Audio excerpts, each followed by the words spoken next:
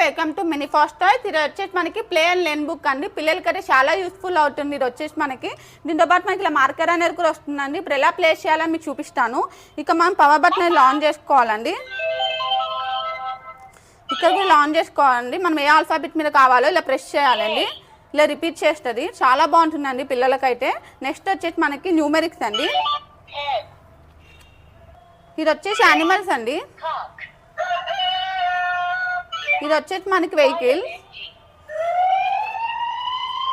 ఇది వచ్చేసి రిలేషన్షిప్స్ అండి. ఇది వచ్చేసి సాంగ్స్.